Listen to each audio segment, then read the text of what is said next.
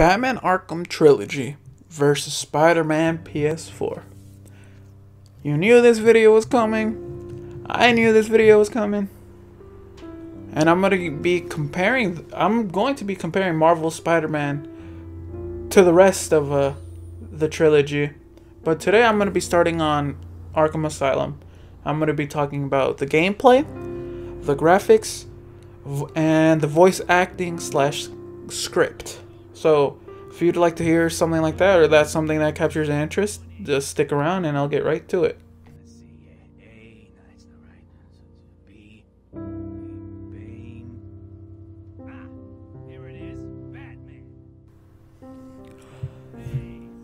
Batman Arkham Asylum, at the time of its release, was a game that was so overwhelmingly positive. It was critically acclaimed. It won awards out the wazoo. And for good reason.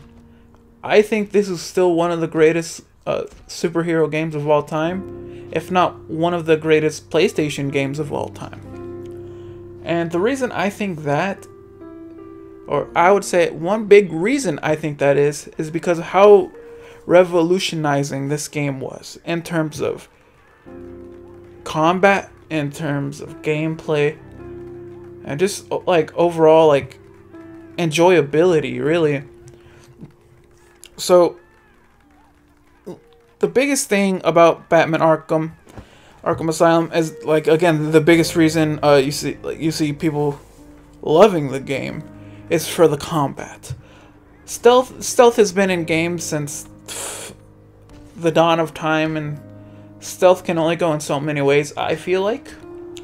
But in terms of graphics, it used to be like it was just you against a group of people, but it's just you fighting each one individually in a boxer's stance. You know, you defeat one, up comes the next, and then the next, and then the next, and that's how it would work when you're fighting in groups. And then something beautiful happened. This game came out. And this changed the status quo for, I believe, for video games forever. It got rid of the fighting each person individually. It still did that to an extent, because again, this is a 2008 game, but it still holds up to this day, I believe. That's why it got a remastered, and that's why it still has a following. It's not even a cult following, it's just a following, because this was no sleeper hit. This was a game bigger than anyone can imagine at the time. So because of how insanely huge this game was, I don't believe it was just because of the combat. The combat was genre defining. It blurred the line between like what could be a good game and what could be a bad game, because usually superhero games would be considered bad games. The only good ones you had that were Spider-Man 2 and Ultimate Spider-Man. If you've ever played any Superman game, you'll know those were not good. If you've played any Batman games before this, you'll know they're not good. Hardly any only 2 Spider-Man games out of all the Spider-Man games to ever be released were really the ones that stood out. Everything else was below average to average. Rather, it was amazing, or it was this.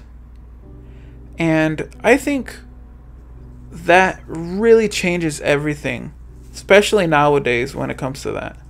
Because when you look at Marvel Spider-Man and you think of the combat, for me personally, I don't even think of the Arkham trilogy.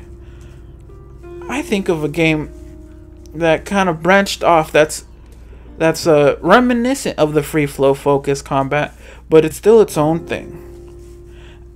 But I still think it's because of the Arkham trilogy, and more specifically this game right here, is why combat in fighting games has changed significantly. And I will talk about how I feel about the Marvel's Spider-Man combat in a second, but for right now, I just want to try and stick to Batman Arkham Asylum right here. And in terms of graphics, even for the time, those games looked amazing. I remember reading Game Informer, and they said this game looked almost lifelike. If you look at games like this nowadays, you realize like it has a certain look to it. Specifically this one. This one had a specific look to it, to where it didn't look like realistic.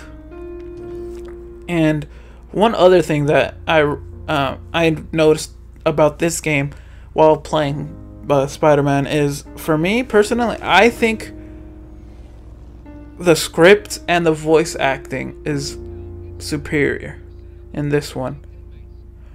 It could be because, you know, I'm still playing through Spider-Man, and I am still playing through Spider-Man, and I haven't completed it, so I wouldn't really be able to tell you like which acting is good and which isn't. But from just scripts alone, I'll notice like everything you hear Batman say in this game played fantastically by Kevin Conroy. I believe is what Batman would say. While playing Spider-Man PS4, I keep switching between Marvel's Spider-Man and Spider-Man PS4. I've noticed that. But I've noticed if you've played the game, I guess you could say it's a little of a spoiler, but it's nothing really to the story. He refers himself to Spidey Cop or Spider Cop, something like that sometimes. And he'll be Spidey Cop is on the case or Spider Cop is on the case. He'll say something like that. And it just makes me scratch my head because I don't really know of any 23-year-old who would really say something like that. And I feel like it's something that Insomniac doesn't really know either. So they kind of just hired people to say that and go, hey, does this sound like what something a 23-year-old would say? Yeah, let's just put it in the game. It's a little childish. Let's put it in the game. Spider-Man honestly kind of annoyed me in this game a little bit, just from some of the stuff he will say. For the most part, everything's fine. Everything's great. But then they'll have him say something like that, Spidey Cop. And then he'll make other pop culture references that I'm just like I feel like you're getting inspired by by the movies, but you shouldn't. What should inspire you is the comic books. Just like the Batman Arkham games were inspired by. They weren't trying to go like the movies. Heck, when you start playing Batman Arkham Knight, it kind of throws the realistic proportions out the window, and it looks the most realistic out of the three. And that's going to be a video for another day. I just want to stick to this one. But now I'm going to start talking about Marvel's Spider-Man.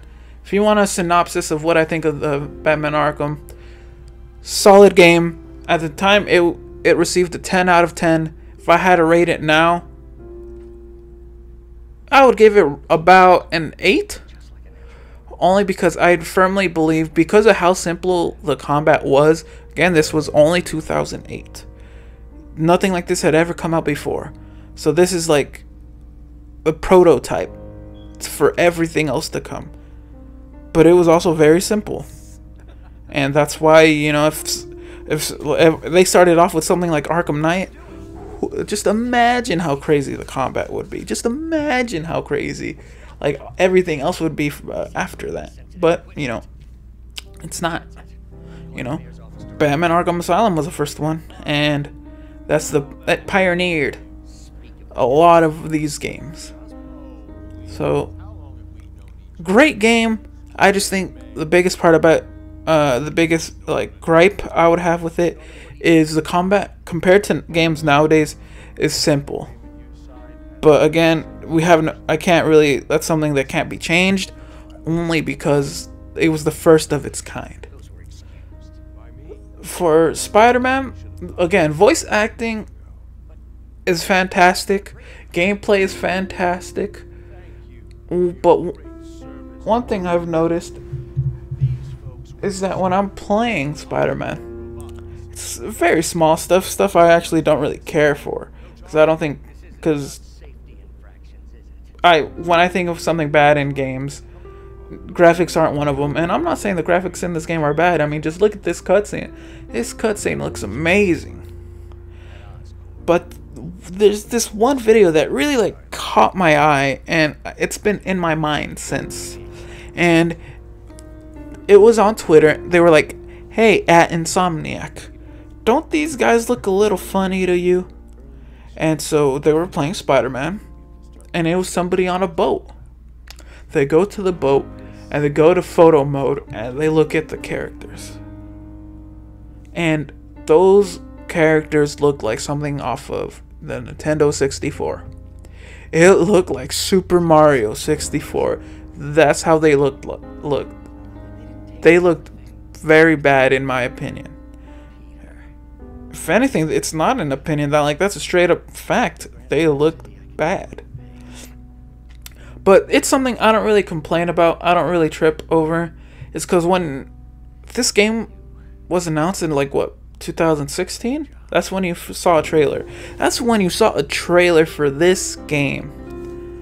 So you gotta wonder, how much longer were they developing it? You know, they had to think of a story, they had a storyboard, then they had to get the cast, then they had to get all this other stuff before they can really even focus on gameplay, because they want to know what they want before they even make it. So before they even had the gameplay demo in 2016, you got to think they're working with stuff from they're working with can't think of the word right now, but it's basically graphics of 2016.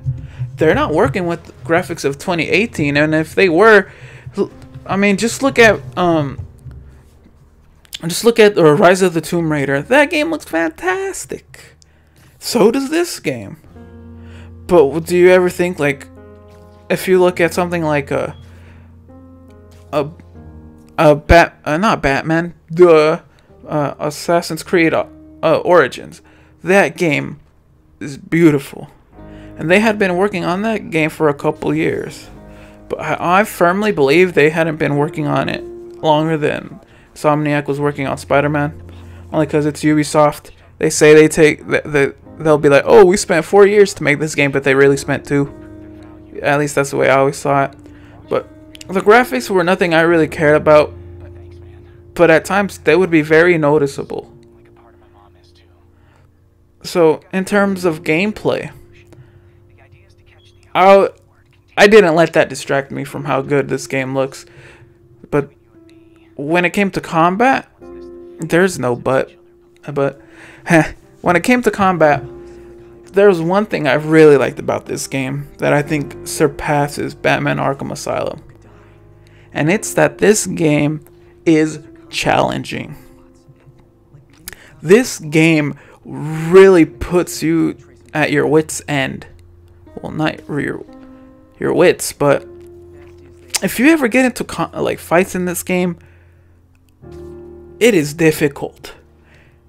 I've been playing this game for a week straight, and it is still difficult for me.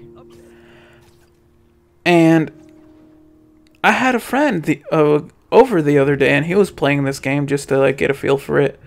And one thing I had noticed is that he was just mashing buttons. I told him how to play, you know, what to press and whatnot, but I guess he didn't really care because he just wanted to play the game. But each time he would get into a fight, he lost, and he lost bad. It wasn't until I think it was third or fourth time he got into a conflict, he would do a move that I told him, and that's how he would, you know, beat the people, because he was listening to me and stopped button mashing. And that was something you can't do in this game that you could do in Batman Arkham Asylum. You could button mash in Arkham Asylum and still win. In this game, it's not that simple, and that's what I like about this game. It's challenging. It's so challenging to where it gets to the point where every time I would get into a conflict and I'd win, even if it was just by the skin of my teeth, I'd be satisfied. But when I was playing Batman Arkham, it didn't feel that way. It just felt like, oh, I beat these guys, and I look cool doing it. So if I had to compare these two as to which one was better, it's definitely gonna have to be this game. And I'll be explaining a little bit more as I continue, because I am going to be doing one on Batman Arkham City, going to be released next Friday. So stick around till then and have a good one.